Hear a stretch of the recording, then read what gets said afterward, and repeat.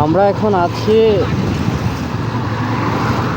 কুষ্টিয়া, ভেড়ামারা এবং দৌলতপুরের যৌথ যে সংযোগের রাস্তাটা, এটার স্থানটার নাম হচ্ছে হাওয়াখালী মাঠ নামে পরিচিত। এই রাস্তাটা যে কতটা ভয়ঙ্কর এটা শুধু ভেড়ামারা এবং দৌলতপুরবাসী জানে।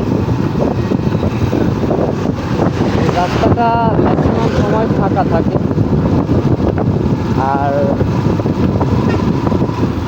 বেপরোয়াভাবে গাড়ি চালায় ড্রাইভাররা। এই যে ট্রাক ড্রাইভার ফ্রন্ট সাইড দিয়ে গাড়ি টানছে। এই রাস্তাতে প্রায় মাসে 2 থেকে 3টা দুর্ঘটনা প্রতি মাসে হবে। এখানে এই রাস্তাটুকে খুবই বেশি পরিমাণে দুর্ঘটনা ঘটে।